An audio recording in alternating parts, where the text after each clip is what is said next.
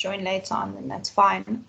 I just wanted to ask, I see it says on the chat that you no longer have access to the chat. I'm not too sure as to why that is.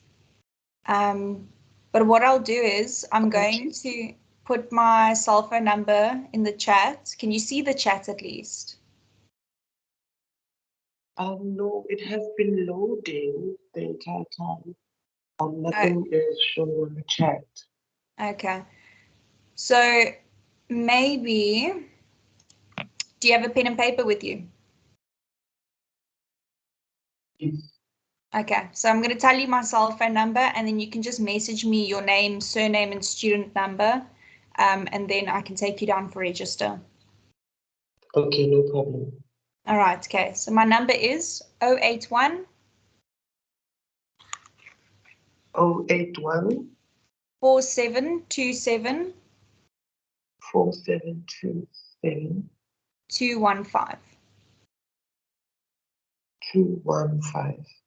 Perfect. Yes. Okay, great. Yeah, that'll also help because then I can add you to the WhatsApp group once I get your message. No problem. All right, okay. So let's get started.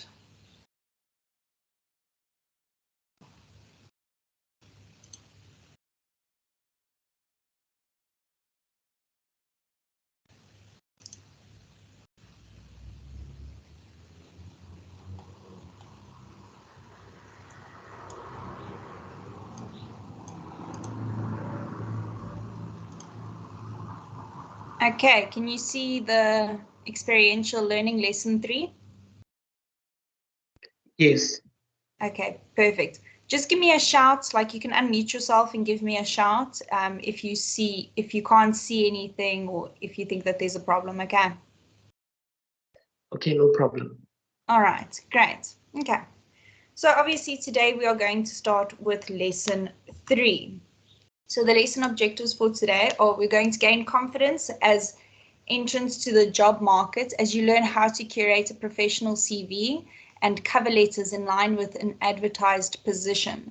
We're going to prepare to start identifying potential positions to apply for within the media industry and get excited about CV and cover letter creation that is linked to a specific position. All right, so I do know that some students were concerned about their CVs. So as I said, we were going to cover it. So as the semester goes, I will probably start requesting to see my students' CVs so that I can also help edit them and just give you guys a little bit of extra guidance. Okay. All right, so basically here's just the knowing and doing of the lesson. We're going to understand how to conduct a job search. We'll become aware of the importance of a CV and a cover letter. We'll become sensitive to group dynamics, create a CV and cover letter, practice being objective in the development of both a CV and a cover letter, and then work in and function as a team to complete a complex task. All right, so quick recap from last week's lesson, lesson 2. We looked at online identities, and then obviously, have you started creating your professional online presence, like with LinkedIn or anything like that? Yes, I am on LinkedIn. Okay, perfect. Are you the students that studied sports science? No, I didn't study sports science. This is my first qualification. Okay, no, sorry. You sound so your voice is so familiar, so I don't know why I thought you were the student that studied sports science. All right. So it's great that you have a LinkedIn profile already because it is important for students to have them, whether you have qualifications or not. It's also, extremely relevant to those who don't intend on studying because your experience can still be advertised on there. All right. So some of the challenges that you might experience is to elaborate on the specific areas that you found challenging, as well as the sections you were able to complete with ease. So was there anything that you found challenging with your online identity, specifically with LinkedIn? Yes, I don't think that my LinkedIn profile actually gives an overview of who I am and what I have to offer to maybe like recruiters or something like that. So maybe I would love to change it, Yeah. Okay. Well, we'll definitely cover that. We did do a little bit of it last week, But for your guys' first assignment, you will have to create a LinkedIn profile. So that's also a great way to get feedback on your profile. Okay, but we are going to cover the first assignment in this session. Okay, so do you already have a CV? Yes, I do have a CV. All right, great. Do you update it quite often, considering, you gain experience and areas of interest? Yes, I updated according to the requirements of the job that I'm applying to. Okay, well, that's really good. Okay. All right, so let's look at the basics of CV creation. So your CV is your true first impression, and it's not necessarily the interview, because obviously they need to see your CV before they're going to offer you the interview process. So your CV should contain details such as your personal details. This can be whether or not you have a driver's license, the area that you work in, your age, also like your LinkedIn link. I always like to include that on CV so they can also go and, double check that everything that's on the CV is also on your LinkedIn and things like that. And then obviously your work experience, that's quite important. If you have any, whether it's paid or unpaid, I always encourage my students to include unpaid work also, because that still counts as experience. And then your education, academic qualifications. And then obviously if you've gotten any special achievements, if you were the top achiever in your class, or if you won a, when they run those like marketing campaigns with the students, and then you have to present things. If you've won that or you placed in that, that's also really important. And then ideally we'd like to have 2 references. So before adding anyone onto your reference list, you do need to ask for their permission due to the POPI Act, because you'd be putting their email address and maybe their cell phone number.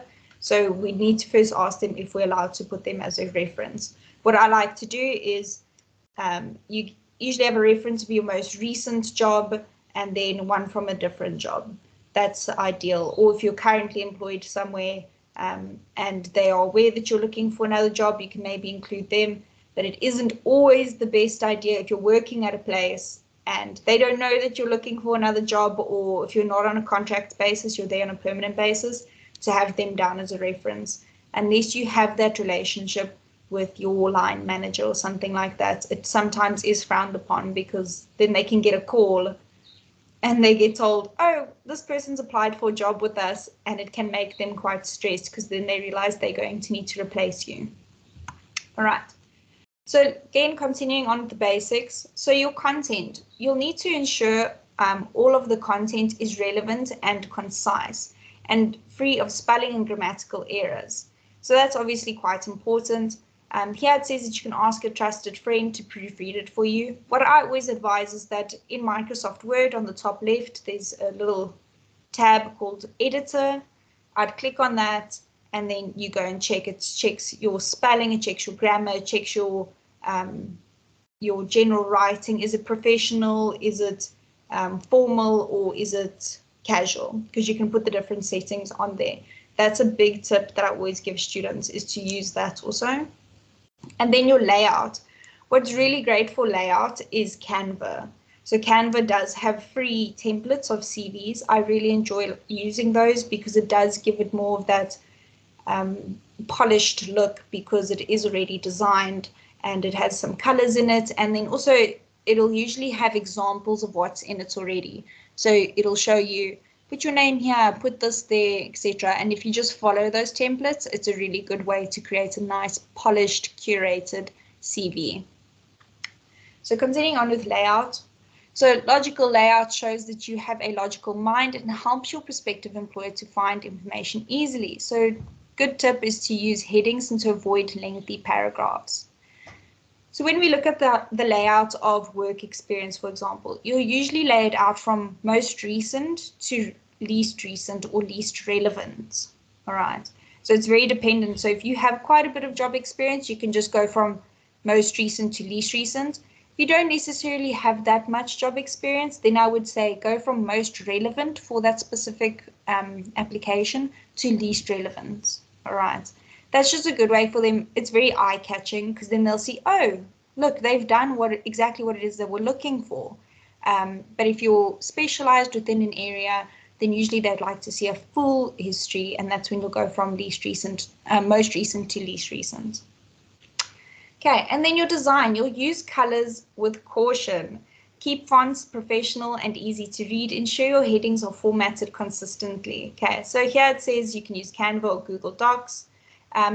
With color, I like to suggest using fresh colors, you know, mint greens, blues, any color that's quite fresh and professional.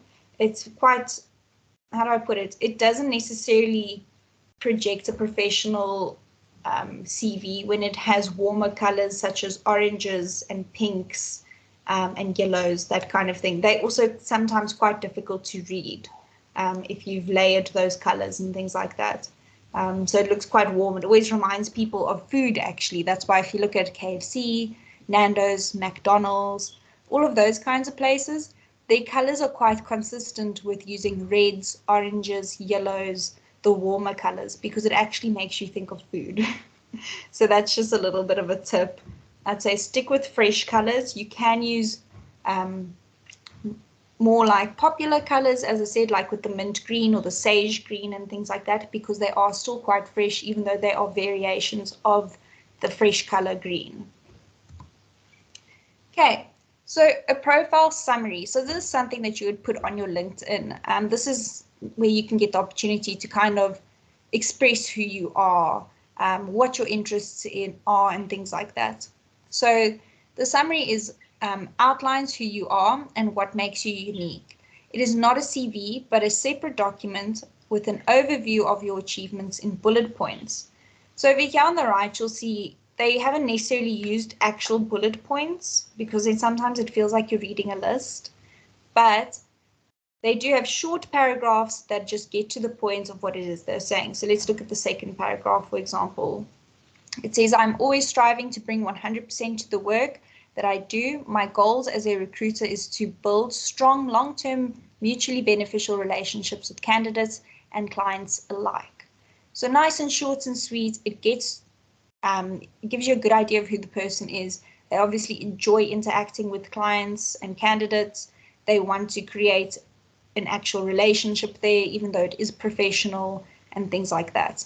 Okay, so there's also a good example on page 12 of your textbook. You don't necessarily need to look at it right now, but if ever you're busy creating your own about section or summary section for your LinkedIn, I would definitely go and refer to that, and then you just highlight the points that they've discussed. So if they discussed academic achievements, highlight that. Make sure that you discuss academic achievements, you know, that kind of thing, back and forth. And then the profile summary is different to your summary on LinkedIn, which has a conversational tone and full sentences. Excuse me. Okay, moving on with profile summaries. So your online summary on LinkedIn, for example, you can really show your personality. You may not have much work experience, but showing your drive and ambition can sell you to an employer. So again, here, even though you might not have any work experience, you can talk about projects that you've done.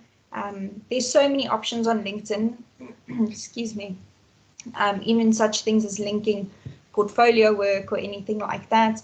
So it really is quite diverse, but looking specifically at your summary on LinkedIn is more who you are and things like that. So to write yours, try to answer the questions on working professional, which are on page 13. And then there's another example on page 14. Again, I would highly recommend just taking a read of that when you're doing your own, especially because of the assignment. So it's good that you already have a LinkedIn profile and you can just update it, and then a section of your assignments is already done. It'll also work in your benefit. Excuse me. All right. So your personal details, as I said earlier, you can also include if you have a driver's license and things like that. So your date of birth, I sometimes shy away from including my ID number. The only reason being is because they don't really need your ID number to know if they want to interview you. But sometimes your age can be a thing. So I definitely include my age. I wouldn't necessarily go straight into giving them my ID number. You know, obviously that is sensitive information. And then your gender, male, female, non-binary, etc. Do include that. Your marital status. So your marital status is important sometimes because they need to determine, do you have dependents and things like that. So let's say, for example, you're married and you have children. So if you say married, they can assume you either have children or you're planning on having children. And that thing can sometimes, they can then go, all right, so can this person travel a lot? You know, if they have children, can they travel, etc., etc.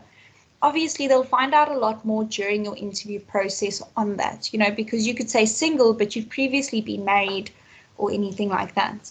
So, or maybe you've never been married, but you still have children, that kind of thing. Okay, and then your physical and postal address. This is generally just to ensure that you are who you are, that you live within a reasonable distance of the place if you're having to go onto location or anything like that. Your contact number, always put your cell phone number. I know some people have a number for their cell phone and a number for WhatsApp. Put your cell phone number because they will call you to invite you to an interview or something like that sometimes, or they'll call you to confirm or anything like that. And then your professional email address. Obviously, don't include an email address that has your nickname, 30 numbers behind it, and then it's at hotmail.com. Generally, just use your first name and surname with a normal Gmail address or anything like that. Just something that's a bit more user-friendly and a bit more current. Gmail tends to be the industry standard unless you have a Microsoft email address, which is also perfectly fine. And then a photograph of yourself. So some people say you shouldn't include a photograph, whereas I myself, and obviously within our Boston literature, we say that you should include a photograph. And I say this, my discussion I had with some of my students last week, I always say, you're more trusting of an individual if you know how they look.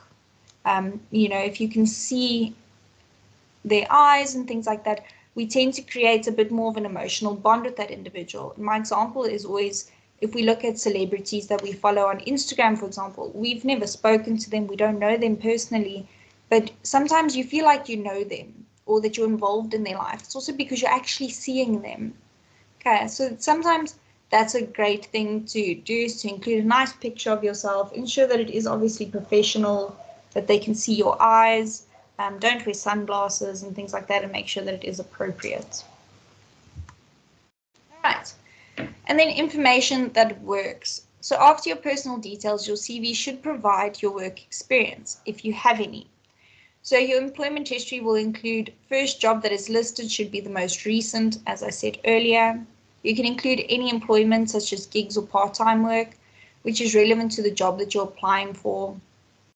You can also include the month and the year that you started and ended the job, the name of the company, your job title, the skills that you used, and the responsibilities that you held. Less relevant jobs may be listed briefly in another section labeled Other Employment. All right. So a lot of the time with some of these, with the job experience and work experience, I like to include sometimes a reason for leaving section at the bottom under each job, especially when your employment was fairly short. So for example, with myself, I'm a contract worker. I've always worked on contracts. I've never actually been a full-time employee anywhere.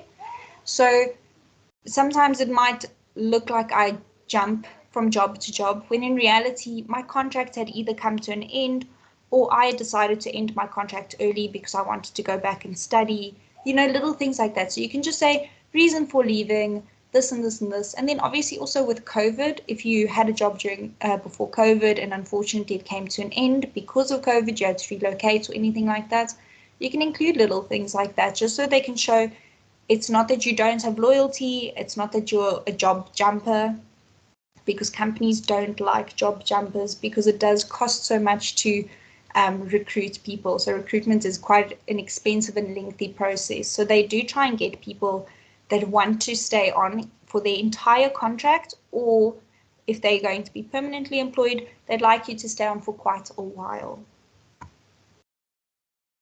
All right. And then after your experience, it will be your education. So on your front page, you'll have your personal information, a little bit of a summary of yourself. Oop, I see there's someone entering. Let me just quickly let them in.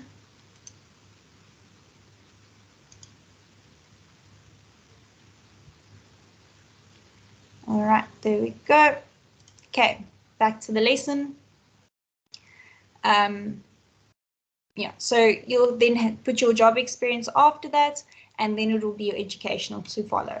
So again, similar to the job experiences, your education will go from most recent to least recent. All right.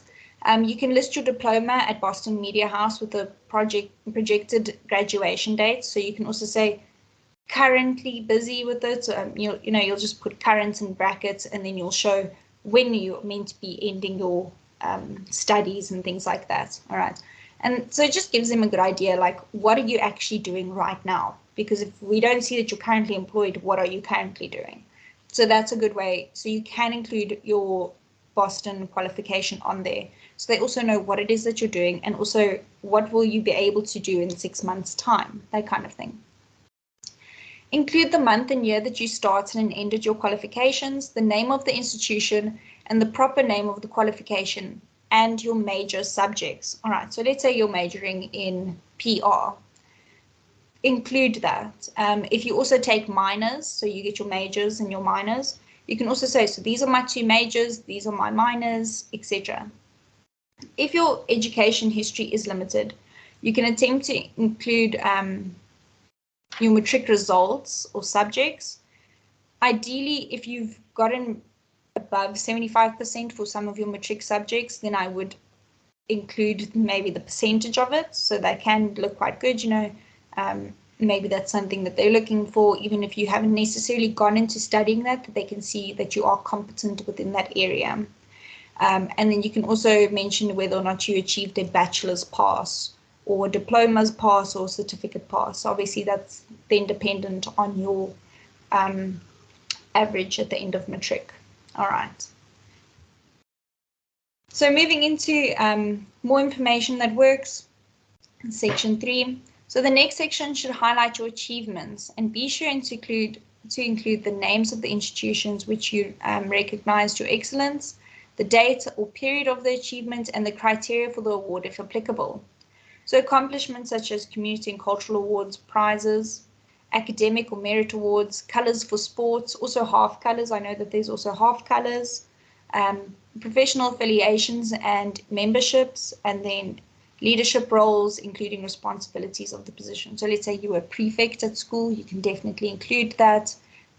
If you did outreach or anything like that, you can include all of that from your school years. Okay, moving on to the next slide, we have more information that works. This is section 4. This will be your final section of your CV. It's your references. So you would choose people who have you've reported to directly. So you wouldn't necessarily choose a colleague, someone that is aligned with you. You'd ideally like to choose someone that is you report to, so your manager or anything like that. Or if you have a good relationship with someone that is higher up in your reporting line, you can also ask them if you can include them. So this can be your manager or your lecturer. So a lot of times some students ask if they can put their lecturer on their reference list. I think it's very dependent on the relationship that you have with that lecturer. Also you get some lecturers that teach from 1st year to 3rd year, and that's a good lecturer to include on your reference list because they've seen you progress, they're more familiar with you and that kind of thing. You actually have a relationship. It's not a good idea to include a lecturer that you've only had for 1 semester or that you aren't actually quite acquainted with. Or well versed with, because unfortunately there's a few students, so sometimes it does become quite difficult to remember how was that person's work and things like that. All right, so then obviously before you put them on your reference list, you need to ask their permission. So as I said earlier, because you're going to be putting their cell phone number or their email address, you do need to just ask for their permission to include them on your reference list. So you'll include their full name, the relationship that you had with them in the organization. So you can say line manager or anything like that, and then their contact number and business email address. Personally, I like to use their personal email address, especially when I'm not too aware of whether they are staying at the company or leaving. Because if you use their business email address and they leave the company by the time someone tries to reach out to them, then they may no longer have that email address, and then you will need to update it, and it can just become quite a lengthy process, and it won't look too great if you're emailing someone to see, is this person a good employee, and the email bounces back and says it no longer exists. All right, sometimes just looks a little bit suspicious. All right, and then on the right, you can see it says, should you include interests and hobbies? Okay, so this is sometimes definitely encouraged. I think that it's encouraged, especially in your guys' field, because majority of you have interests and hobbies that align with what you've been studying. If you have invested, if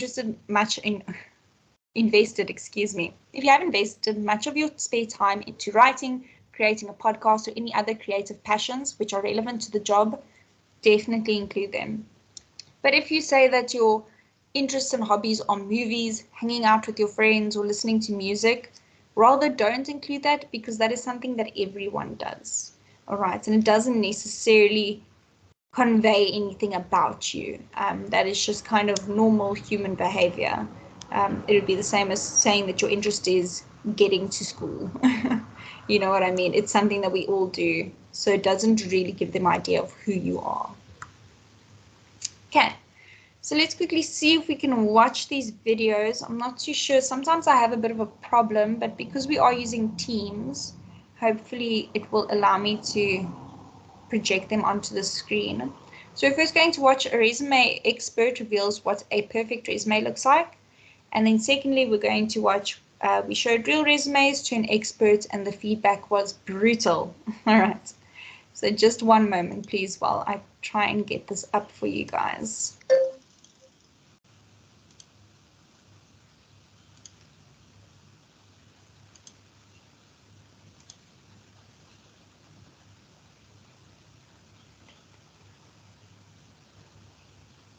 Okay, I'm just quickly going to stop sharing and then share my new window.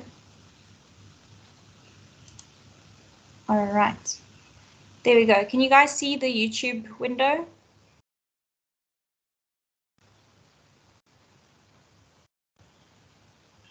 Sorry, ma'am? Can you see the YouTube window that I'm sharing? Yes. All right, perfect. Okay, so we're just going to watch this and then we'll watch the next one afterwards.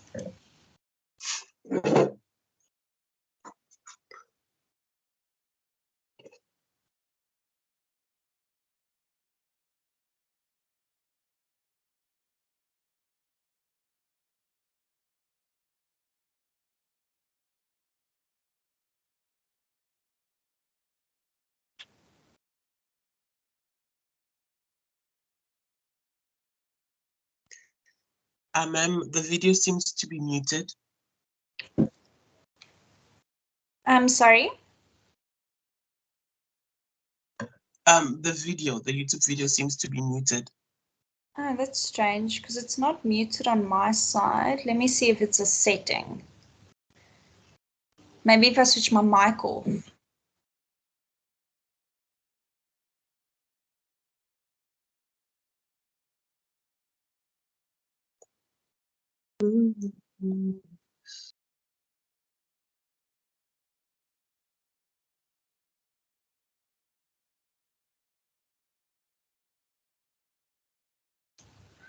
All right, could you hear it then?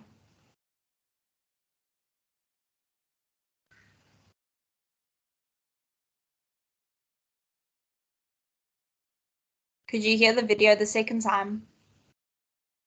No, it's this time it's not even playing. Okay, well, I've just paused it, so I'm going to switch off my mic and then I'm going to play and then I'll pause it again and I'll ask you guys if you can hear it. Okay. Okay, no problem.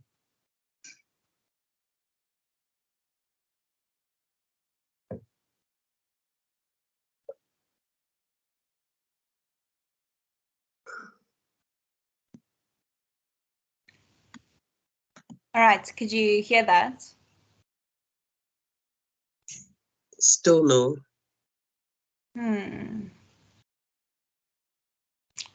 That is strange.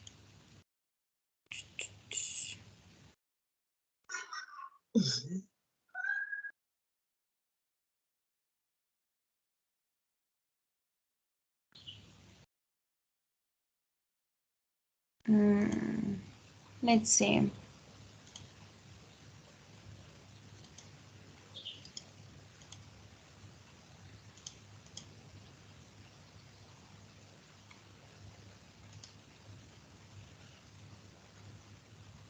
Let's see if I do noise suppression off.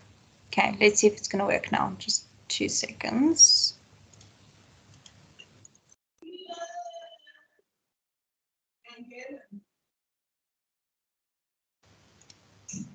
All right, did you guys hear it then? Still no. I have my lecture slides open here and I have the video. So I was suggesting that maybe we can watch it ourselves and then let you know once we're done.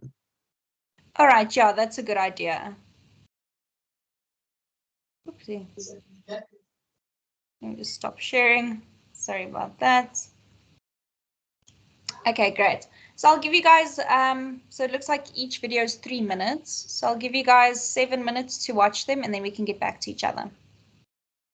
Okay, no problem. All right, perfect. Thank you.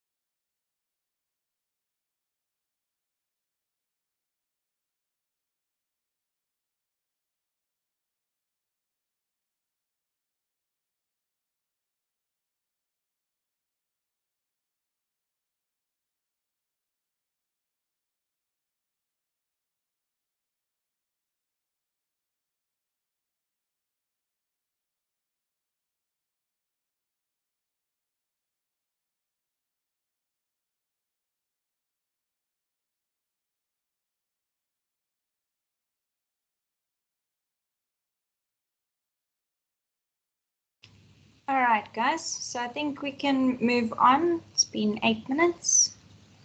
If you didn't get a chance to finish them, you can just watch them after the lesson. Yeah, apparently there's a few students that are struggling to log in. If you guys know of any of the students that are struggling to log in and they message you, please just send them the group invite again. I'm not too sure as to why they are struggling. It could be a connection issue, I'm not too sure. But I have sent it again over email to some of the students that have emailed Jackie.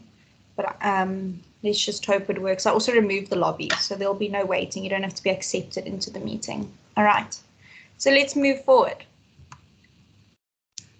So looking at attachments that work. So these are attachments that you can include to your CV. So some advertisements request that you include specific attachments or supporting materials with your application. You may be asked to give an attachment of a certified copy of your matric certificate, a certified copy of your diploma or degree. If you're not done with your diploma or degree, sometimes they can just ask for a copy of proof of registration to show that you are actually enrolled in that degree. That's also quite good. And then a certified copy of your ID book or your ID card, a certified copy of your driver's license, and then a photograph of yourself. So if they ask specifically for a separate attachment of a photograph of yourself, that's perfectly fine. You can also still keep it on your CV. I wouldn't suggest editing it out. Otherwise, you'll have multiple CVs, one with a picture, one without a picture, etc. With regards to copies of your ID book or your ID card, again, approach this with caution. The reason that I say that is because unless, let's say, you are applying for a job in another country and they need to see your work visa saying that you're allowed to work there, then you can include details like that quite willingly, specifically more just your work visa to show that you are allowed to work there. But in your ID book or ID card, approach that with caution. Again, that is information that you don't necessarily need to share in order to receive an interview. If they haven't included that in the application, I would suggest taking a copy of it with you to your interview, all right? Or they will say, you'll go to the interview, or they'll say, okay, we'd like to interview you. Can you please send us supporting documents? After that, you can then progress into sending them more sensitive information, such as your ID book or your driver's license. Okay. So you can keep a file containing your CV and supporting materials so that you can easily apply to jobs when the opportunity arises. You can use a PDF scanner app on your phone to store them digitally, or through hard copies may be necessary. Okay, so ideally we all have our CVs as a digital copy because we create them on our laptops. So that isn't necessarily that you something that you need to stress about. It's not saying that you need to keep on hand on a flash or anything like that. But again, if you go to an interview, it is sometimes necessary to just keep a copy of your CV and things like that on you so that when they're interviewing you, you can give it to them and they can go through it with you and then ask you questions based on certain things on your CV. So more attachments that can be included. Many companies will contact your references directly with specific questions, and they may ask for a letter of reference or a testimonial. So a letter of reference, this should have an official institutional letterhead, so you can then ask for that from your HR and things like that, where it basically has the company stamp at the top and all the signatures at the bottom. If it's digital, you can simply ensure that it's a formal and clean document. Again, you can just scan that onto your PC and include it. If it's a hard copy, then you can make certified copies. So certified copies are done at the police station where you'd need to take the original and then you make copies and they just put a little stamp on it to show that, yes, we've seen the original, so the copies are legit. And you can use that for multiple applications. And then use guidelines in your textbook, which are on pages 18 and 19, to ensure that all relevant information is included in the correct format. All right, so again, I highly want to encourage you guys to just go and read that before you request a letter of reference or anything like that, so that you can tell that recipient. So if they agree to give you a letter of reference, you can just say, so please ensure that this and this and this is included. Just make it a little bit easier for them. Otherwise, it becomes a back and forth game of, well, I'm already writing you a letter of reference, even though I don't have to, and it becomes 20 emails later. All right. So more documents, attachments that can work for your CV. So some job applications request a portfolio, especially for creative roles such as graphic designers or work or writing. So this is probably very relevant to you all, again, as you are all in quite creative industries. You all will be working in the media industry. Including a portfolio is very important. So these portfolios can include work that you've already done at school. Maybe you've done projects before for other companies or anything like that. Just ask the company, may I please include this on my portfolio?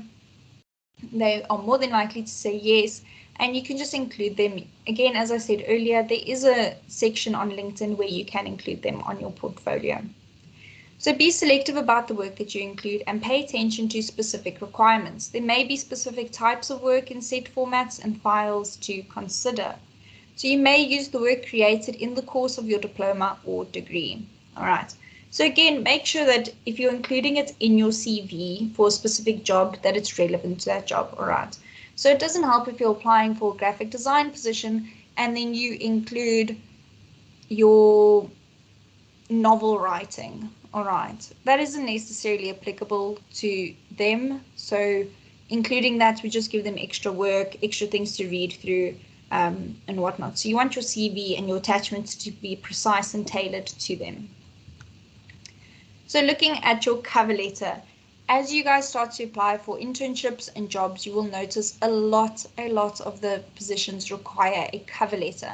And a cover letter is something that you will likely need to redo for every application because obviously it is for different jobs and different companies. So generally your CV will remain quite standard. Here and there, maybe add something, remove something, depending on how relevant it is. But your CV will generally remain quite standard. I only update my CV. I've never actually had to edit my CV for positions, but my cover letter is forever changing. My cover letter is tailored to that company and to that position. All right. So the content, so it is common practice to include a cover letter with your CV. It is a concise, less than one-page explanation as to why you are ideal to fit the role. All right. So the content that will include is your address in the top right-hand corner, your name or the name or title of the recipient of the organizer's address, salutation, meaning a greeting. So, dear hiring manager, find their name online or by calling the company, or you can say to whom it may concern if you're truly unsure of who it is who will be receiving this. And then you will have 3 paragraphs. So the first one will be your intention to apply and for which role. That's very important. Because a lot of time, if they can't tell what role it is that you're trying to apply for in their cover letter, they don't continue reading. All right. So you want to be very clear about what it is that you're applying for, etc. And then number 2 is explanation of who you are and what you offer, which is specific to the role. Okay. Again, nice and easy, to the point. Make sure that it is precise so they can see, all right, so you've said that you want to apply for the graphic design job and you're talking about your graphic design skills. Don't say I'm applying for graphic design and then talk about your writing skills. All right. Make sure that it is precise and to the point. And then number 3 is your gratitude for the opportunity and the expectation that they will respond. So you can just say something along the lines of, thank you so much for consideration of my CV or for taking the time to view my CV and application. I hope to hear from you soon. All right, just something short and sweet. And then a formal sign off, yours faithfully, kind regards, anything like that, and then your name at the bottom. So it's kind of got a little bit of an email feel to it, but it isn't necessarily laid out like an email or written like an email, okay? Because it's more about yourself, what you can offer. You're promoting yourself on that page. Okay, and then again, continuing on with the cover letter, be sure to follow these guidelines when creating an effective cover letter. So the first one is useful sentences with correct spelling and grammar. Again, that editor's option on Microsoft is your best friend. I use it for everything, even assignments. All right. So use formal language. So, I see there is somebody coming in. All right, there we go. Okay, I think it just logged you out for a moment. Not too sure why. Alright. Oh, I did remove the lobby, so I don't know why it was telling me to send you into a lobby.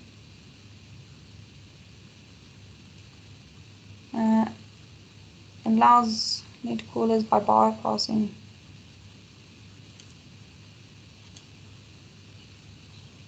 Alright, there we go. Okay.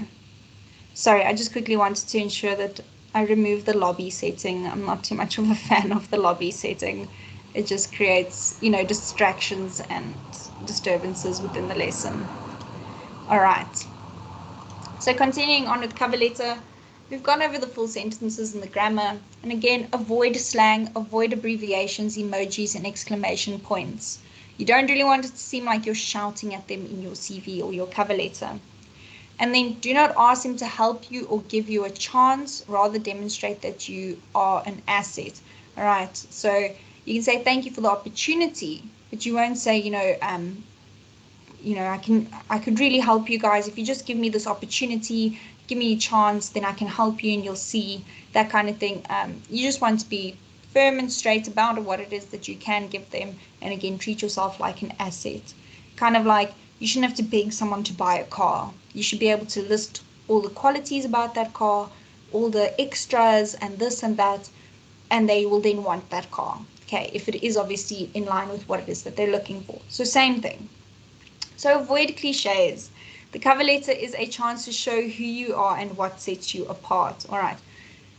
So I know it sometimes is a cliche when you talk about what a hard worker you are and things like that. So what I would say is look for synonyms of words like that. Instead of saying I'm a hard worker and I'm dedicated, you can say I'm ambitious and I value loyalty. That kind of thing. Look for synonyms in Word. You just right hand click on it to go to a synonym for it. It is a nice way to avoid those cliches, but still play on them, all right? Because the cliche is a cliche for a reason. It works, all right? And they make reference to the company and the requirements stipulated in the vacancy advertisement. It shows that you pay attention. So this is also very important for your cover letter and also for your interview. Research the company. Look at what projects they have worked on that you enjoyed. Look at what projects they may be currently working on. Look at their collaborations, anything like that. Look at maybe their structure or their values within the company and talk about how you also share those values and you think that will be a great fit and you'll integrate into their culture, that kind of thing. Very, very important, again, for your cover letter and for your interview. So when you're doing that research for your cover letter, make a few notes that you can then bring up in your interview about their company. All right. So obviously we're going to have the same issue as we had earlier with regards to the videos and sound. I am going to try and look into sorting that out because I was having that issue with Teams last year, and then when I moved over to Google Meet, I didn't have that issue anymore. So I will see, maybe it's just a setting that I have on here. So again, here's 2 videos that I want to really encourage you guys to please watch. I'm not going to give you a chance to watch them right now, purely because, as I said, we do have a whole nother lesson and we will be looking at your assignment brief. So I'd much rather focus a little bit of extra time on your assignment brief and give you guys the opportunity to have questions and things like that than to focus on a video for today. But as we progress, I will see if I can sort this issue out. I'm sure I will. All right. So please make sure that you guys download the lesson slides and click on these videos and just go watch them, even if it's just in the background while you're quickly cleaning up your room or something like that. You're still going to take in that information. You can still pay attention to it. All right. Okay. So last week I did ask in class that you guys looked at 2 LinkedIn profiles, one good one and one bad one. So I'm going to give you guys the opportunity now quickly to tell me what it was that you saw in the good LinkedIn profile that made it an attractive candidate, and then obviously what it is that you saw in the bad profile that made you believe that it was an unattractive candidate. All right.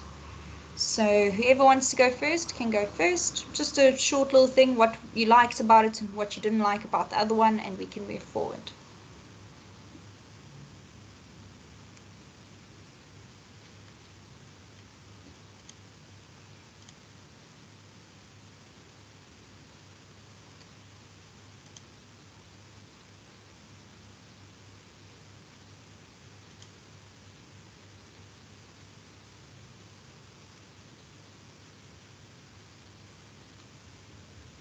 All right, I will then choose someone.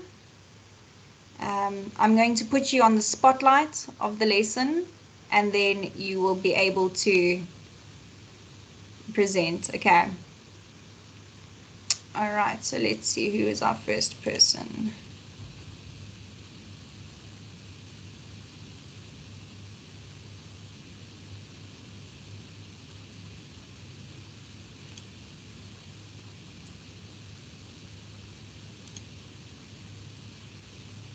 All right, we have our first person. You are viewed as in the spotlight for the lesson. Okay, so please tell us what you found with the good LinkedIn profile and the bad LinkedIn profile.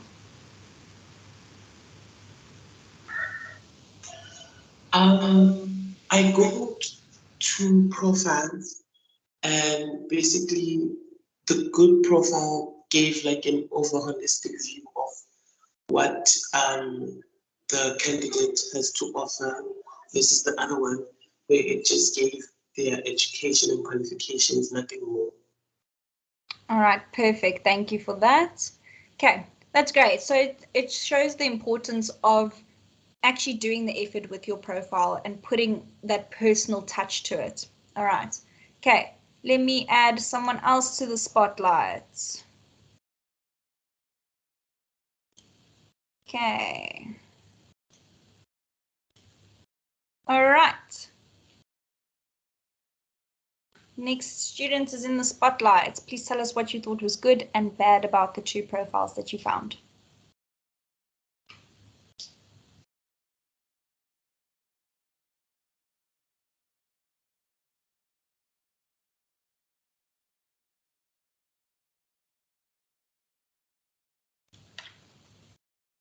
Hello.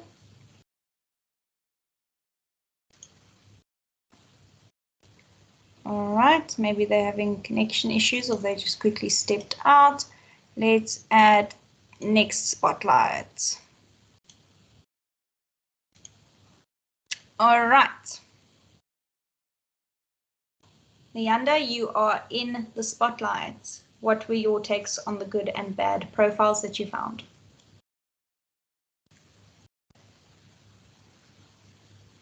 Hello, ma'am. I don't know if you can hear me, but I'm having network issues.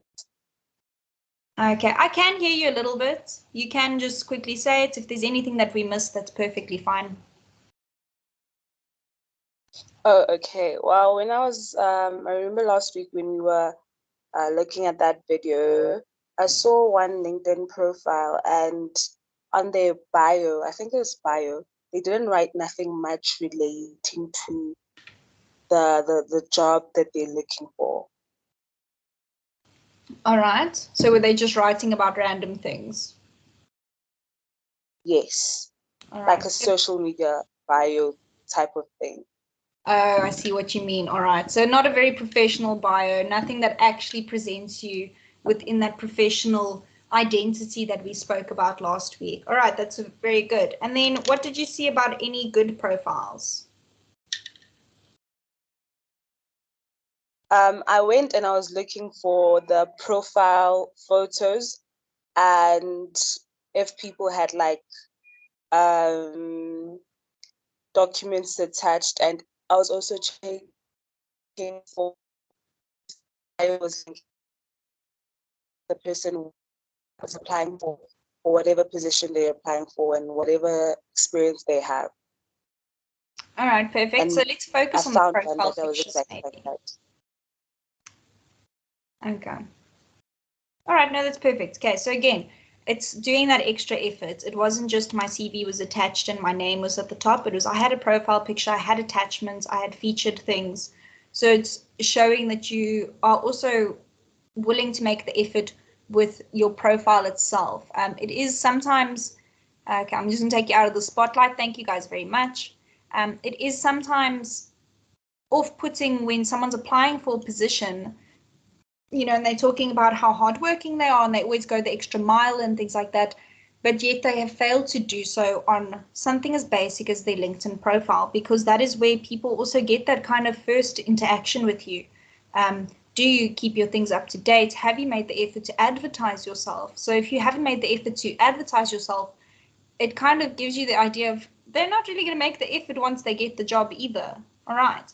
So those little things are important. You guys have made some very good relevant points, and it's good that you are noticing these things, like having a social media bio instead of a professional bio and things like that. That is very important. All right. So we're going to do a quick activity. There is only 3 of you in the class. So I'm actually going to put you guys all in the same group if that is okay. And then we're just going to discuss this activity. And then next week, we will be viewing the activity a bit more in depth. All right. So the activity for today is in groups, review the vacancies that you brought to class. I'm sure you guys remember I asked you guys last week to also go and select one job vacancy that you would like to apply for, anything like that. Then you're going to choose one within your group that you're going to apply for. And then together you will develop a CV and a cover letter on behalf of a celebrity of your choice, imagining that they will be applying for the chosen vacancy. All right, so for example, you are trying to apply for a radio job and the celebrity that you've chosen is Roger Good or DJ Fresh or any of those people. All right. So you then need to do a little bit of research into that individual, and then you're going to create a little mock CV. All right. It doesn't need to be beautifully, perfectly tailored. Ideally, please have it somewhat presentable, but I don't really want everyone spending 7 hours on the one CV because I'd much rather have you put that time and effort into your CV. All right. So that is what you're going to do. Then you'll divide the CV and cover letter into sections and assign it to each person who's responsible for a specific section. Okay. So one person can maybe get the cover letter, one person can get the personal details and work experience, maybe the other person can get education and references and skills, that kind of thing. All right, so divide it into 3 and then you'll all do your little section. So you'll do some research on the celebrity to populate your CV and cover letter, and then we will provide constructive feedback on your teammates' work. And then number 7 is you'll choose one member to report back on the process, the feedback, and what you learned from the process. All right. So, let me just quickly check. All right. So if you guys could please obviously exchange numbers, please remind me to give you my number before we end this lesson so that I can also just start adding you guys to groups, and then you can all have each other's number and start doing these little assignments. So yeah. All right, so that is the activity that I'll need you guys to complete for next week. Okay, I will try and get everyone on board onto the group, and then I will reassign the homework so that it is easier to access and it's just kind of on your WhatsApp. It works for me. I'm sure it will work for you guys. All right. So we're going to move straight into the next lesson. In the next lesson, we are going to brief your F1 and we're going to cover job interview basics. I remember there was a student last week that said, they are concerned about interviews and things like that. And fortunately, we will be going quite in depth into these interviews. All right. So in the next lesson, we're going to look at page 26 to page 44. All right, so here it does say that the group members will be presenting on their CV and cover letter creation. But obviously, because we're moving straight into that lesson, we will be covering it next week. So don't worry, we will be providing you guys with a little guide on the homework that is always due for the following week. All right. Okay, let me just quickly move straight into the next lesson for you guys. Lesson 3. There is my lesson 4. Here we go. Here is my lesson 4. Let me just quickly put it on a presentation. All right. Can you all see my lesson 4 slide?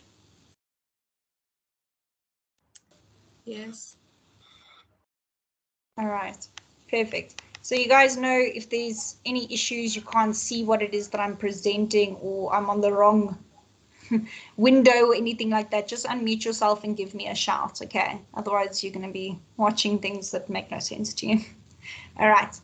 Okay, so moving straight into lesson 4, we're continuing on with getting the job. This lesson is going to be fairly short because we are going to then move straight into your brief for your first assignment, which is obviously very important. All right. So the lesson objectives for this lesson is we're going to absorb what to do and what not to do in various interview scenarios. We're going to think about what professional interview behavior constitutes, and then we're going to accept the responsibility to acquire the necessary skills and build on an adequate level, of confidence that will allow for professional and eloquent responses to interview questions. Here's just your knowing. We're going to demonstrate basic understanding of interview process, understand the importance of different types of interviews, understand the role and importance of different types of interviews, questions, and then we're going to illustrate a basic understanding of general interview etiquette. All right. So again, just a recap from the last lesson. In groups, you chose a media-related vacancy and developed a CV and cover letter on behalf of the celebrity of your choice. Again, guys, we will be covering this next week, so don't worry. Obviously, you haven't exactly had a chance to do it. Then we will provide constructive feedback on your teammates' work, and then one member needs to report back on the process of doing this and give feedback and what was learned from the process. All right, so you guys can weakest link someone in your group, and they will then need to somewhat present it. Okay. All right. So looking at the theory of interviews, should your cover letter and CV be successful, meaning you've applied and they said, okay, let's meet you, you may be invited to an interview. And the invitation may be delivered in an email or in a phone call. So that's why it's very important to include your current cell phone number, the one that they can call you on. Again, if you have separate WhatsApp and phone numbers, include the one that they can actually call you on. They're not really going to WhatsApp you, hey, we saw your CV. Okay. And be ready for either. Your response should be, firstly, enthusiastic and professional. So during the period of job applications, if you get a phone call and you don't recognize the number, you immediately assume that it is a company who's calling you back. So you answer that call professionally. Good day, Angelique speaking, something like that, okay? Just opt for that professional greeting, even if it lands up being your friend who got a new number or something. Just assume it is an employer. Match the tone of the person who contacts you. So in saying this, if the person on the other end is extremely excited, you should also be excited and enthusiastic. If the person on the other end is extremely professional and they're not making any jokes or anything like that, don't do that with them. All right. So it's just kind of to create that report. And then be quick about it. Even just say that you need to confirm the date. All right. So if they say, will you be available on this day? Don't go, hold on, let me quickly check. Just say, I'd need to confirm with my schedule. Can I give you a call back? Or if they say, oh, can we call you back then say, yes, can you please call me back at this date or this time? All right. And then obviously be honest about your availability. Make sure that you're scheduling your interview at a time where you know for a fact you are free. Don't do it during a time where you think that those plans are going to fall through. All right. And make sure that it's not back-to-back interviews. Give yourself half an hour to get from one to the next, that kind of thing. All right, looking at the interview process. So your interviewing process will start the moment actually that you send your CV in, but for this, it's basically when they call you. That is basically when your interview process will start. So that's also why it's so important to make a good impression on your first phone call.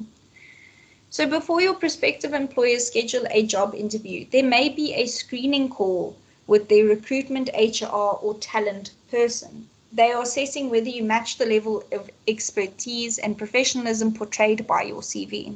All right. So if you submit this beautifully polished CV, but you answer the phone like, what's up? Or, hey, who's this? You know, that kind of thing.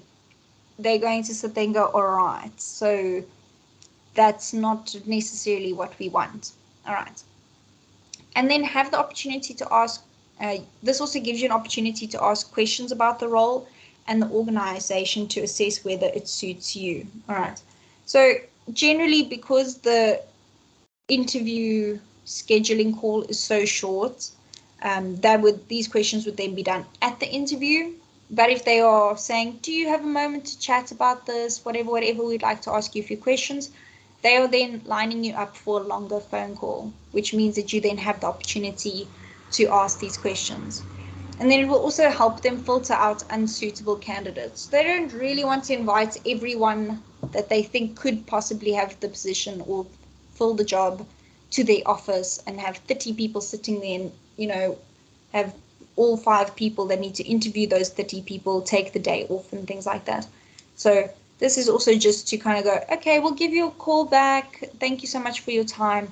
That means they'll either call you back or send you an email saying, thank you so much for the call. We'd like to invite you to an interview. Or thank you so much for the call. Unfortunately, your application was unsuccessful. All right. So moving on to the next phase of interviews. The next phase of the interview process will be more in-depth, usually in person or via video call, with 1 or more employees in the department you may be joining. Okay, so when they say 1 or more employees, it'll usually be the individual that you are going to report to if you get the job, so your manager. It'll usually be an individual in HR, and then sometimes, if there's other relevant individuals that you'll need to work with, they can also sometimes sit in on that meeting, whether or not they are speaking or they're just observing, especially when it's on video call. Sometimes they just sit in. You don't actually interact with them. All right. So what's important is your enthusiasm, your confidence, and calm will help them to trust you. All right. It doesn't really help if you don't seem enthusiastic to work for that company, because they could have already interviewed 4 other people that were super enthusiastic and wanting to go the extra mile. But even though you have the best credentials, they kind of like, oh, well, they don't seem that interested actually. So maybe they applied for it, but they already have their eye set on something else. You don't want to give them the impression that they are the second option. All right. So remember that your interviewers want you to be the right person for the job. So they're not going to ask you trick questions like, let's see how much we can catch them out. All right. If you feel like those are the questions that you're being asked, then usually it's not with that intention. It's actually just because they need to test some of your knowledge. And then it is necessary to do interview preparation for this phase. So interview preparation, again, will include doing basic research on the company, projects that they've done, projects that they're busy with, collaborations that they've done, also just looking at what services they offer, and things like that. And then if it is an area that you're able to work in, but you're not 100% familiar with everything that they do. So again, maybe you're doing graphic design, but they are a mining company. You don't necessarily know what goes on in mining companies. So, I'm obviously just assuming, I'm sure some of you do know.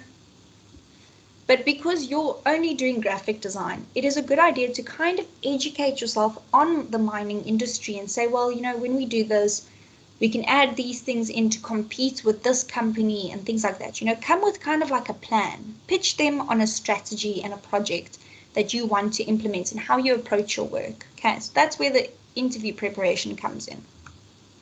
Okay, so adding on to interview preparation, a copy of your ID and your certificates, even your CV on paper, that's great. Again, you can give it to them. They have it on hand. They can then go through it with you.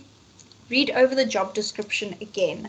So make sure that you walk into that company and okay, this is the graphics design job application in the mining company, and it's not the social media content manager for the shoe company. All right. Sometimes when you're applying for a lot of jobs, you do get them muddled up, which is fine, but just make sure you rather just have a little summary in your car. You read it before you get it out of the car and into the office. All right. Think of examples where you have displayed the skills and ability described in the job ad. Again, that's something that you can then bring up, because they're usually going to say, they usually will give you scenario questions, or they'll say, there's conflict at work, or have you ever dealt with conflict? How did you deal with it? And things like that. Kind of keep that stuff in mind. Or they'll say, when deadlines get moved up, how do you work with that kind of pressure? And you can maybe bring up a time where, maybe your homework or your assignments were moved up, or because you were busy finishing a big project, you had a short amount of time to do those. How did you go about doing that and successfully doing so? All right. Don't mention in times where you're like, oh, I forgot about that assignment, so I started it the night before and I didn't really pass very well, but I passed. Keep it upbeat, highlight your goods. And then plan logistics to get to the right place at the right time. Again, back-to-back interviews seem like a great idea. They're not a great idea. Firstly, interviews do run over time usually. Secondly, if you're driving there, you need that time and things like that. All right. And then also you need that time to quickly read that little brief in your car about which company it is and what position it is that you're walking into. And then arrive early, even if it is an online interview, okay? So with online interviews, usually you can't really access or start the meeting without the organizer being there, but you can wait in the lobby. All right, so that is something that I do encourage, just 5 minutes before, because sometimes they log on 5 minutes before, and then it's like, oh, you're here. So, well, if everyone's here, let's just get started. Okay, that kind of thing. All right, continuing on with preparation. Prepare for the kinds of questions which may be asked. There are a few examples on pages 31 to 32 in your textbook. I'd highly suggest going and reading through them. So here's the different types of interviews. You get your open and closed-ended interview questions. So an open question is, how do you feel about the color red? And then it's like, you can go on about it. The closed-ended question is, do you like working in teams? Yes or no? That means you've got a forced response. Leading questions. That's basically where they go, so if you were to be in a position where you had 2 meetings, what would you do? They're kind of leading you in a way, and they want to see how it is that you're going to deal with that. Reflective questions. That's then going to ask you to reflect on things that you have done or to reflect on a situation that they have just described to you. Then you get direct and specific questions. That can be about more, have you done a project like this? Yes or no? What is your education? There's no real way of being creative about it. It is either yes or no, I can, I can't, etc., etc. Behavioral questions. This is where they will again give you case scenarios or situations, and they'll ask, they'll give you a situation, go, so how would you deal with that? How do you cope under pressure? Kind of see what is your behavior in the workplace and how do you cope emotionally with pressure and things like that. And then hypothetical questions, again, very similar to leading, reflective, and behavioral questions. Again, where they say, okay, so you've got a client and the client tells you at your final meeting that they don't like the proposal and they want a completely new one the following week, but you know that we don't have the budget for it because they have not even paid their full amount. How are you going to go about that? That kind of thing. Okay. Moving on again.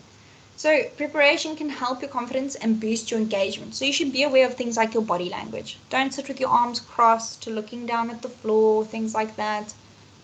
If they're saying something interesting, lean forward. It gives them that illusion of I'm paying attention, you have all of my attention, I'm actively learning. Then make sure you understand the question before you answer. There's absolutely nothing wrong with asking someone to rephrase a question, because the thing is, a lot of time in some interviews they will use industry jargon. And because, let's say, for example, you're new to the industry, you haven't worked in that industry, you don't understand the abbreviations that they're using or the terms that they're using. So there's absolutely nothing wrong with saying, I'm sorry, I'm not familiar with that term. Can you please rephrase the question? All right. It shows that you're also willing to ask for clarification and things like that. It doesn't look very good when someone gives you an assignment, you don't actually understand it, and then you just wing it. And then it's not what they wanted or what they requested because you didn't understand the instructions. Rather follow up. Then sincerity in your responses and in your body language.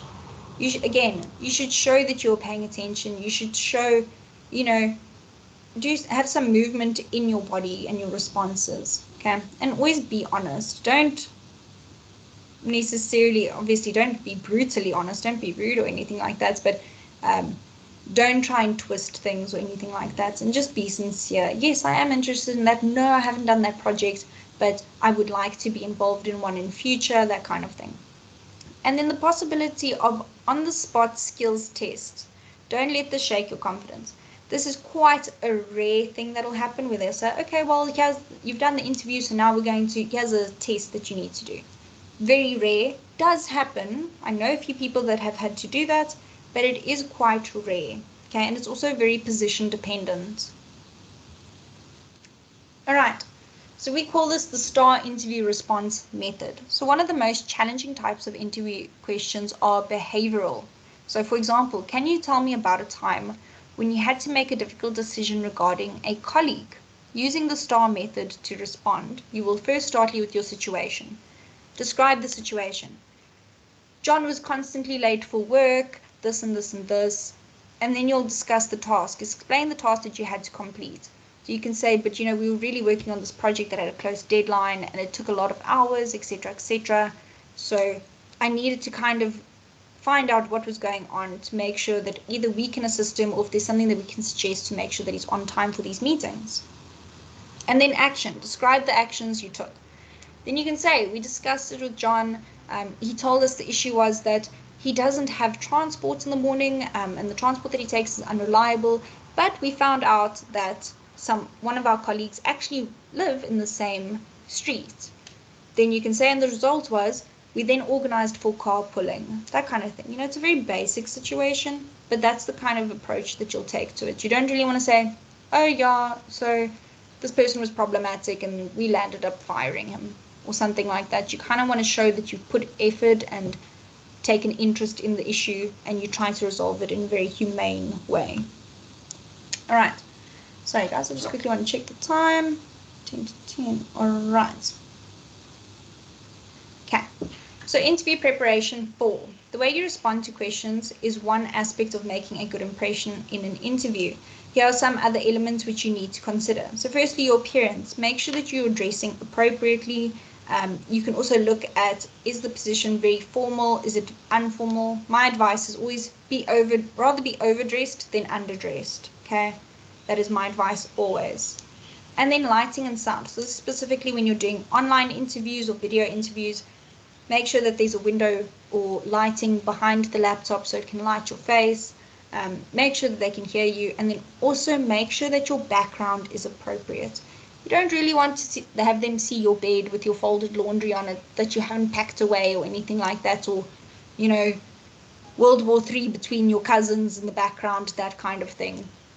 Make sure it's usually a blank space or it's in the office, you know, just something that is appropriate and appealing, and there's nothing that they can see that is inappropriate. And then there is COVID awareness. Obviously, with us no longer wearing masks, it's not really something we need to focus on, but some places and some people do still wear masks. So wear a mask over your mouth and nose during a face-to-face interview. Again, this is not really applicable anymore unless it is requested. And if it is requested, then obviously follow the normal regulations. All right. And then use their name. Avoid madam, sir, and instead use the name they use to introduce themselves. If you're not unsure of pronunciation, check with them. Okay. So I'm one of those people, I'm not very good with names. So I do tend to re-ask for their name or something like that. Or I will look for strategies to avoid using names. All right. That kind of thing. So if you're not good with names, obviously try and make the effort to learn it and become better with it, but also learn the strategies. All right, so interview preparation number 5. What not to do. Talk badly about other people or companies. That is definitely very important. You can definitely say, I wasn't necessarily too happy with the manner in which that their processes went because I felt that it didn't work with my process of doing my job. So that's why it didn't really work out there. But don't say, oh, their process is so old school and so outdated and they're so stubborn and this and that. It doesn't look good. You never want to speak badly about an old employer, an old company, because the fear is that when you leave us, you will do the same, or if you don't get this job interview, you will also do the same.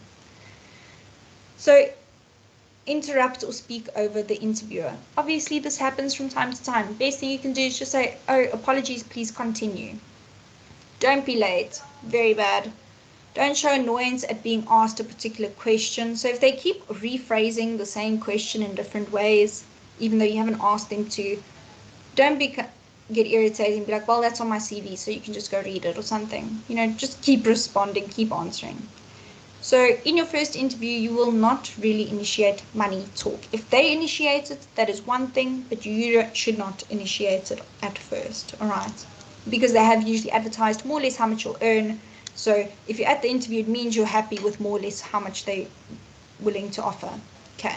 Don't say, oh, well, by the way, your pay is 20 grand lower than what I want. They're going to be like, well, then why did you come? Why did you apply? Okay. And then don't get distracted by your phone. It should be off or on silent. Ideally, put it on plane mode, because even when it's on silent and it's in your handbag on the table and it starts vibrating across the table and everyone's like, you know, rather just avoid that. All right. You need to just check how many slides we have, because I see we may be running out of time. Just one moment.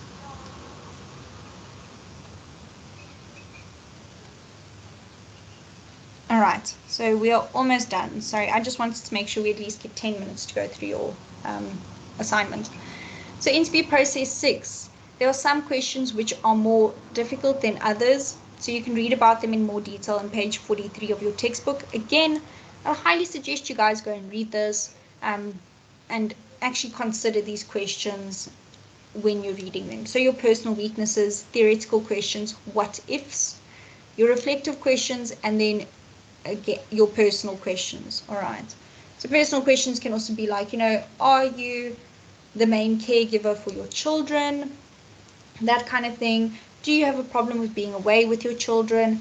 That's very much there for them to determine, will you be available when we need you? Are you able to travel or not? That kind of thing. All right. So here's just a quick overview of the process. So firstly, it'll be your application, which is your CV, your cover letter, and supporting attachments. A screening call or an appointment call, for argument's sake, we'll make a screening call here. This filters the most likely candidates. And if you then do perform well, then you'll move on to the first interview. This is a chance to meet your future colleagues and make a good impression. Moving on from there, again, this is quite rare, but it does happen, a skills test. Some companies will give you a take-home test to assess your abilities, and some of them will actually schedule a test with you and say, would you mind coming in on this date at this time to do our test or this test or whatever. All right. And then your final interview. This is when you're shortlisted to be narrowed down using difficult questions. That's where more they're going to probe into your education, your abilities, your competencies. That's more in depth relating to the real world of work. It's not just, oh, you're nice and you seem responsible, so let's take you. It's going to be, can you actually do this job? All right. And then the final step is the offer. So don't be discouraged if you don't get the job. Just keep applying. Obviously, if you are offered the job and you need to negotiate, you need to navigate the salary negotiation. So firstly, you'll need to look at what are other jobs like, what are others, in your field earning, either at that company or within that market. All right. So what are first year, let's just say first year students, just for lack of imagination at this point. First year students earning at part-time waiter jobs. Again, very basic example. And you can look at, okay, what's everyone earning at the restaurant? All right. What's everyone earning at restaurants that are high-end, because you're working at a high-end restaurant? That kind of thing, and you'll go from there. That's a good way to decide, am I actually earning a fair pay? And then find out whether the company has benefits such as medical aid or pension fund. That's also very important, because sometimes the medical aid is deducted from your salary. So it looks like you're not earning such good, like very much money, but your medical aid is already being paid. So then you don't have that expense, and then you realize, oh, actually, I'm still earning well. And then analyze your personal income needs. A lot of the time they will ask you, what are your expenses, or basically what is the minimum that you would be able to accept from us. All right. So also be honest about that. It's not really accurate if you're first year out of varsity, you don't own a car, you don't have a loan, and you're telling them your minimum is 50,000 Rand a month. That is, it will be seen as inaccurate. All right. And then if you know that your skills and time are worth more, respectfully ask if it is possible to be paid more. So basically just negotiate with them. All right. All right. So we will be covering this activity next week. So based on the chosen vacancy, create 4 interview questions for the role. They should be 4 different types of interview questions. So that I did give you guys the pages for that. So in the groups that you've been assigned, here it says groups of 4. Again, we will probably need to reorganize you in groups once I get everyone's number and on the group. And then you'll be divided into 2 pairs. Ask your partner your 4 interview questions and then answer their questions, etc. And then while you're interviewing one another, the other 2 people should be observing and making notes. Okay, so I will better discuss this with you guys next week. We're just going to do a few of them and whatnot. And then obviously if we need to extend or do a few more in the following lessons, we will do so. Okay, but for now, I need you guys to focus on your CV and cover letter for the celebrity for that job position. All right. Okay, so we are going to, as I said, do the mock interviews next week. So please just be prepared for those. But as I said, I will remind everyone about them. All right. So in the next class, you'll present your critical observations from the mock interviews. You'll begin purposefully developing the areas you identified as weaknesses in preparation for the internship, and then we will review the first chapter of the working professionalism in preparation for your next lesson. All right, guys, that is the end of our second lesson. So sorry if it felt like I rushed through it a little bit. Obviously, with us starting a little bit late, I didn't want us to not have time to go over your brief. All right, so let's quickly go into your brief, and then you guys will have a chance to ask questions and things like that. Okay. Oh, I see there's a message in the chat. Sorry. Oh, sorry, I didn't even see that. If you guys can't see my screen, please unmute yourself and just start speaking. Just say, sorry, ma'am, I can't see. The reason being is because when I'm presenting, I minimize all the windows, so I can't see if I'm getting any notifications because it does tend to get in the way of me reading. Okay, sorry about that. All right. So I don't know if everyone can see the chat, but if you see the messages that I sent earlier, it says, please read the meeting notes when entering into your online classes. The meeting notes is basically just general things. Please type your name, surname, and student number in the chat for registration. I think I'm actually going to use the registration setting. There is a way for me to take registration, I believe. I just would need to figure it out. But I'll do that in a moment. And then also, if you guys could please put your WhatsApp numbers in the chat, then I can add you to the WhatsApp group. All right, because a lot of time I know the number that's on the registers aren't your WhatsApp numbers, or it's an old number or something like that. So just to bypass that, I prefer to get the numbers directly from my students. All right, and then I will add you all onto groups, and any information I do share on there. It's just a bit easier for me. And then obviously also if you have questions, then you can just send it on the group, or you can WhatsApp me privately, but then I respond on the group. You know, because sometimes if you have that question, I promise you 10 other people have the same question. All right. Okay, guys, so let's move straight into your brief. Okay, can you all see my brief screen? No. No. Okay, 1 second.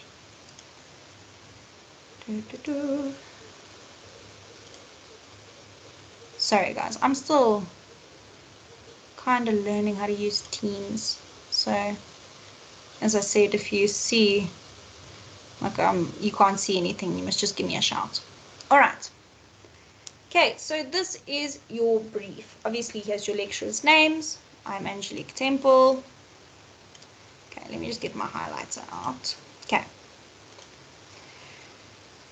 Okay, so this assignment will be due on the 15th of April, excuse me. That is your last day, 15th of April, and it will be submitted on Cole Campus as per usual. I'm sure you guys are very familiar with that by now. Okay, so it is week 2, and that is your briefing date. All right, so let's get straight into it. So just an overview.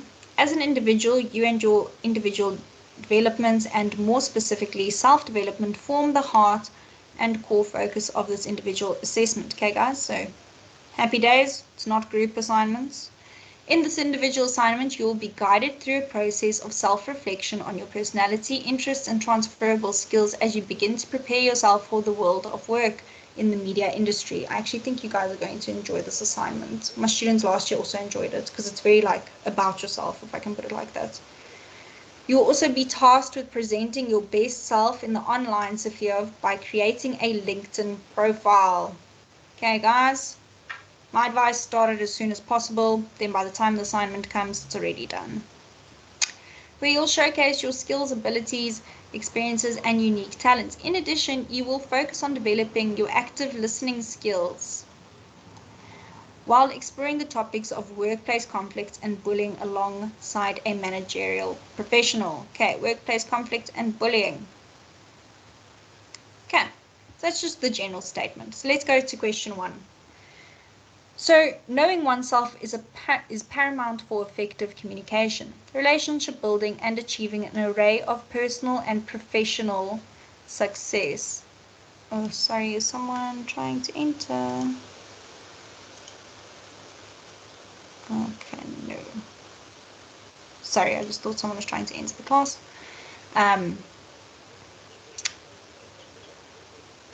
Professional success. Developing an in-depth understanding on the multiple facets of the self is key to navigate through life successfully and impactfully. Okay, this is obviously coming straight from you guys' textbook.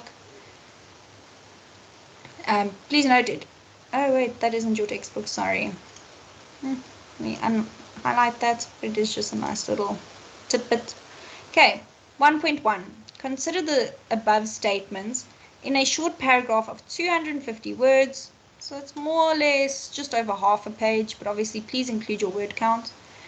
Reflect on your personality, your skills, your interests, your strengths and weaknesses, and then provide an overview of who you are as a person and how self-aware you are. Okay, guys, we are obviously going to cover this throughout the lesson, so don't be too stressed if you're like, I don't really know how to discuss how self-aware I am.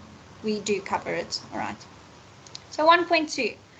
Now proceed to take both the Ingram personality test and the 16 personalities type finder test. Okay.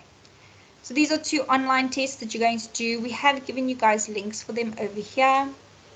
If you have any issues with the links, these are free, so maybe you'd have to create a profile, but you shouldn't be paying for them. You can then download the results, or if it doesn't let you download, just keep them on hand, take screenshots, that kind of thing. All right. So we'll need you guys to complete both tests and then report on your findings in a self-reflection paragraph of 250 words. Okay, so here you will need to address the major similarities and key differences between your assessment. Okay, here you're going to look at your personality, your skills, your interests, your strengths, your weaknesses, and then obviously the results. Okay, so if one test says you're extroverted and the other one says you're introverted, that is a difference and you need to discuss it. All right. And then also your similarities. And then, do you think that the test is accurate? This is opinion based, but you need to tell me why or why not. All right. And then, did you learn something new about yourself? Always say yes to questions like this. Did you learn something new? Always say yes and discuss it. Doesn't necessarily need to be a big claim, but it just adds to marking criteria, because if you say no, I didn't learn anything, but then I've got 3 marks remaining for your explanation as to what you learned, it then prevents that criteria. All right, so let's just, and there is always something to learn, you know, even if it's just a term, like you knew you were introverted, but you didn't know it was called introverted, for example. Something silly, but it is something to consider. All right, and then what does this imply about your overall level of self-awareness? Okay, so some people say, I'm 100% self-aware, I know everything about myself, there's nothing I could learn. And then they learn that they struggle with conflict, for example, or that they're introverts or extroverts. And they go, oh, okay, well, was I really that self-aware beforehand? Okay. All right. Moving on to 1.3. Communication, critical thinking, creativity, leadership, teamwork, and technical ability and multitasking are 7 interconnected transferable skills that most individuals have developed to a certain degree, and these skills are important for any job or career choice. All right. So let me just quickly move this thing, sorry. So upon critical reflection, identify your 3 least developed transferable skills from the list above. So your list above here would be communication, critical thinking, creativity, leadership, teamwork. Okay. But note, guys, it's all in question 1, so it's also referring to here. So if it shows that you're really bad at communication, then discuss it. From the list above in the extract, and explain, through thorough example, sorry, and explain through practical examples from your own life why it is that these skills are not the ones needing some extra attention and development. Are the ones. Excuse me, guys. Sorry, I'm reading 3 different things here. I'm going to start again with that one.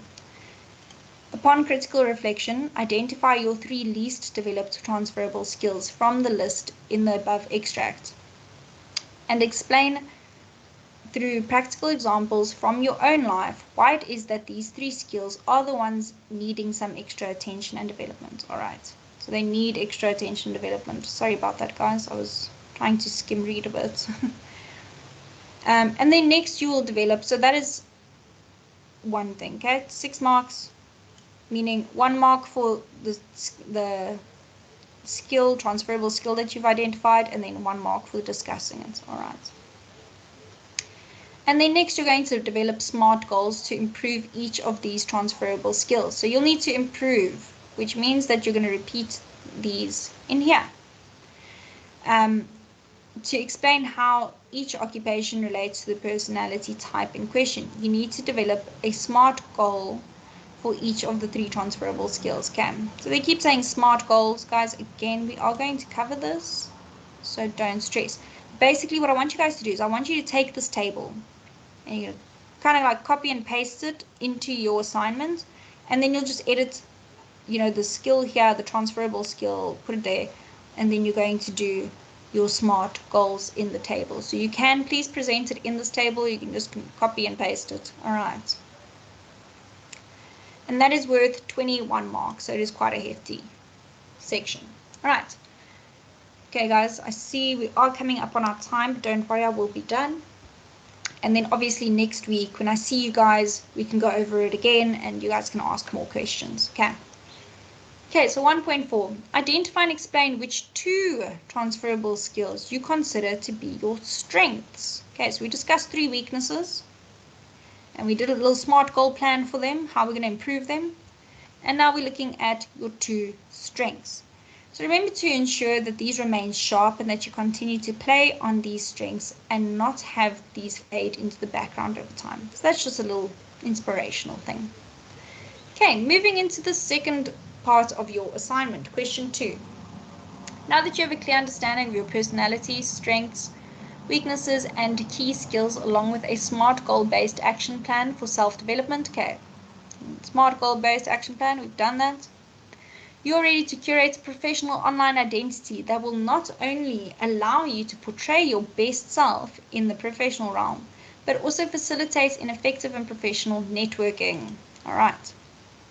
Okay, guys, so this is where I keep saying you should just do a LinkedIn profile as soon as you can because it's in your assignment. Okay, you're required to develop a professional online personal brand for yourself in LinkedIn. Before attempting to develop your LinkedIn profile, please pay close attention to the appearance, structure, layout, and content requirements in the mark section broken down. In your assignment, provide a working link. Guys, that's very important. If I do not have a working link, I can't access it, all right? And then sometimes, let's say, for example, the link doesn't work for some reason. I need screenshots. So the screenshots are actually there because we need to keep your assignments on file for 5 years, okay? And we do this so that when you decide you don't want LinkedIn anymore in 4 years' time, we can still follow up on your assignments. Okay, so this is a lot for administration purposes, but I need your working link to actually grade you. All right, Make sure this is working. Double check it 10 times, send it to a family member, send it to a friend, ask them, click on it, can you see my stuff? All right, please do that. And then please ensure the screenshots, please note, ensure that the working link of your LinkedIn profile is present in your cover page. Okay. All right. And then important aspects. So, professional profile photo. Your about section, please ensure that. Work-related experience, employment history, your education history, and your current education. Valuable extras as operational licenses, so let's say you have a driver's license, corporate bodies that you belong to, let's say you've registered with a governing body, any volunteer work that you've done. See, this is unpaid. It's good to include. And then your languages. Please make sure you include. If you speak English, Afrikaans, Pedi, Zulu, Xhosa, things like that, please include that. All right, that's very important. Okay, moving on to question 3.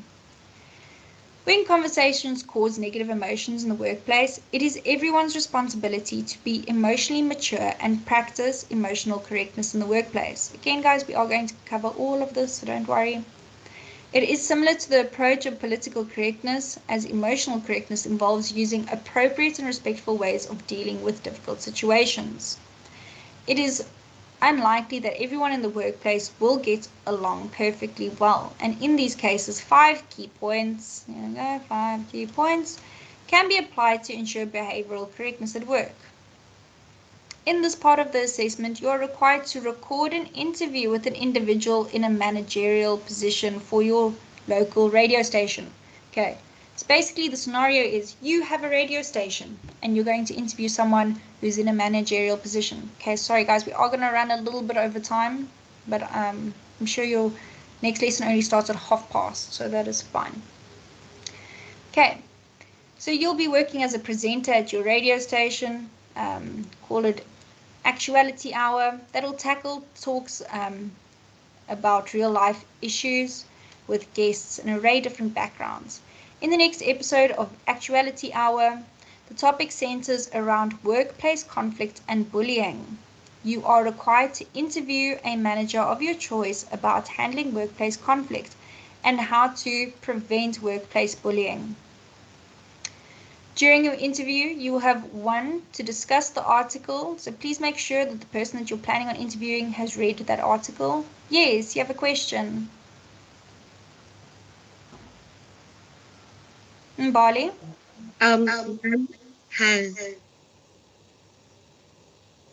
Does it have to be a manager, or can it be anyone that you interview?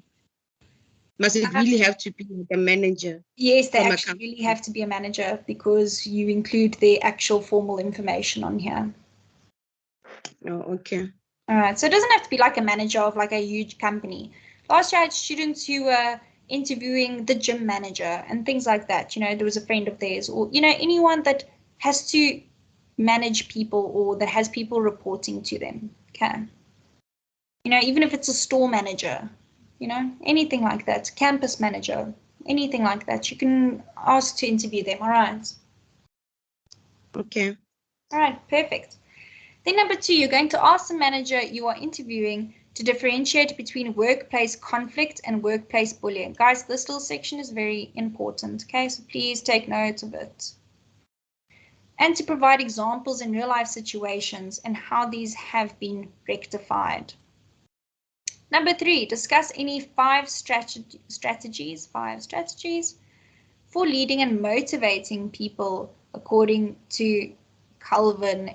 So this is your textbook. It's actually Sivan, it's not Calvin. So guys, please do not copy the referencing in this assignment. This is a little bit of a mistake. It is Sivan, not Calvin. All right, so that's obviously just autocorrect because it is a very strange name to reference. Okay, so please, this is your textbook. Do not reference directly from the brief. I will mark you down on referencing because this is incorrect. All right, so the 5 strategies for leading and motivating people according to your textbook with the manager, and deduce whether there are any discrepancies, between what theory has taught you and what happens in the real world. Guys, don't be afraid to challenge the theory. If you see, okay, well, the theory really hasn't applied, say that and just make sure that you reason it fully. All right. Okay, so yeah, again, pay attention to the following. 3 to 4 minutes. If it's less than 3 minutes, you lose marks. If it's more than 4 minutes, you lose marks. Okay. The guest has to be in a managerial position. All right, so just to reiterate my response to your question earlier, Mbali, it has to be in a managerial position. But again, guys, I'm not talking about someone who's managing a huge company, that kind of thing. Just any manager. So you will need to include the name and company details of the manager on your assignment so that we can verify them. All right. If I think, oh, actually you interviewed a student because I know that voice, then at least I will be able to verify it. Okay. Please make sure that yourself and the person that you're interviewing reads the article that we've attached. So it's employers. 24% of employers feel you're ignoring workplace employees. Oh, don't highlight the whole thing. Sorry. Okay, so basically just make sure that they read this article here. We have attached it in addendum B. Forms the back, so this article will create the backdrop of your discussion and ensure that you and your guest have read the article before attempting the interview recording, because you need to discuss the article as well. All right. The interview should either be done on SoundCloud or YouTube. And again, guys, that working link, very important. Please be careful with the private videos on YouTube. I have a lot of students that have done that, and they land up making it private to everyone, and then I can't see it. Okay, because there is a way that you can say only people with the link can view it, but make sure you've actually done it correctly. Again, send it to a friend and see if they can access it. All right, because if they can't, I promise you I can't. And then I also need the interview to be transcribed. Okay, that's very important. Okay, and then this should be included in your assignment, in your assessment. And then upon successful uploading your interview, answer the questions below, and then write a reflective paragraph of 250 words where you elaborate on your experience of active listening. Okay, guys, again, we're going to cover active listening in class, so don't be caught off guard if you're asking what is this active listening. Okay, and then here's just a few of the questions, and then you will need to refer to the 5 active steps of active listening in your book again. Okay, that's very important. If you don't refer to those 5, you're going to be very disappointed with your mark. Okay. All right. Okay, we're almost done, guys. Sorry, I don't mean to keep you over, but I do want to cover this with you just so that you all know what to expect.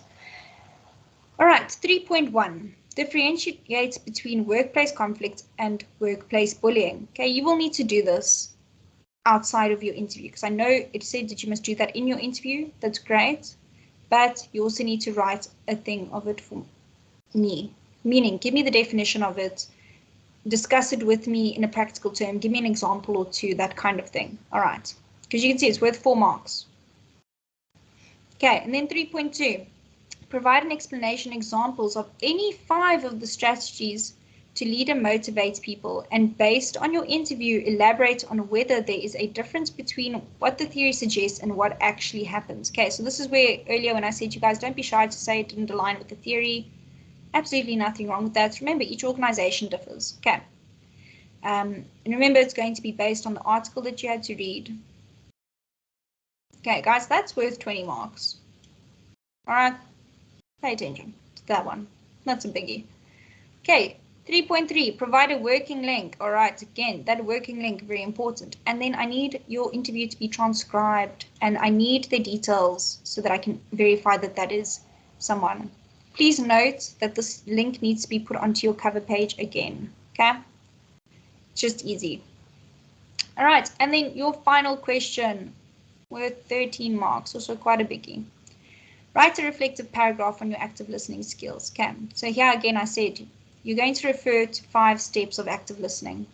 That alone is worth 10 marks. So if you do not mention every single one of those steps, it's going to greatly impact it. Okay, so please note, ensure that you reflect on your own active listening ability. All right, so you can say, I'm a great active listener, or maybe, yeah, I could improve a little bit. I interrupt people, or, you know, I don't really think about what it is that they're saying, or whatever it is.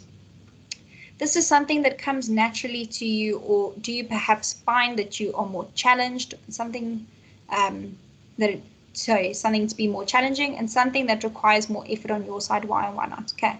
So for example, I'm not a great active listener because I'm a little bit hard at hearing.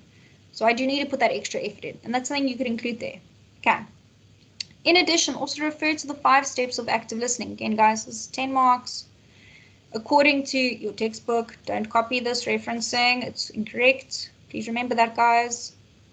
In your paragraph to active listening. Okay, so basically you're going to say, I'm a good or a bad active listener. This is why, and then you're going to go, these are the 5 steps that I'm taking to improve my active listening skills. And you're going to write the step, and then you're going to discuss what it is, and you're going to discuss kind of like, yes, I want to improve on this, whatever, and I'll do so by maybe taking notes, whatever. And then the next step, Okay. All right, guys. And that is your assignment. Again, as I said, we are going to cover it again next week so that you guys will have an opportunity to take 10 minutes and look at it properly by yourselves. And then you can come to class and ask all the questions that you want. Okay, guys. Okay, so that is the end of the lesson for today. Seeing as I understand some of the students don't have access to the chat for some reason. Yeah, I see it shows that some of the students, some of you that are on the call don't have access to the chat, and it says it's because of connection issues, so that's fine. So if you do have access to the chat, please type your name, surname, and student number in the chat now for registration. Okay. If you don't have access to the chat, please pull out a pen and paper right now. I'm going to give you my cell phone number, and you're going to message me with your name, surname, and student number so that I can take you down for registration. You can just WhatsApp me. All right. Mbali, I do see that you're typing. I assume it's your name and surname and everything. Thank you very much. Okay, guys, so here is the number. It is 081 47 27 215. Okay. Is there anyone that needs me to repeat that?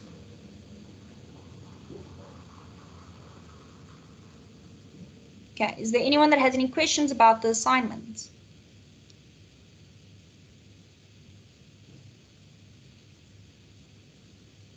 All right. Okay, guys. So that is perfect. For those who came a little bit late, yes, I will be adding everyone onto the WhatsApp group. You can put your number down. I see some of you have done so. That's great. Or if you can't put your number in the chat because you can't see it, please message me on that number. All right. But I will take note of all of this, copy and paste it for my register, and then I will add you guys onto the group. I haven't created the group yet because obviously it was the first week. Not everyone had registered, but that should be everyone who's registered for the course will be on the group by next week, latest, end of next week. Okay. All right. Perfect, guys. So if that is everything, then you guys are welcome to leave. Thank you for letting me run over time, and you must have a good day.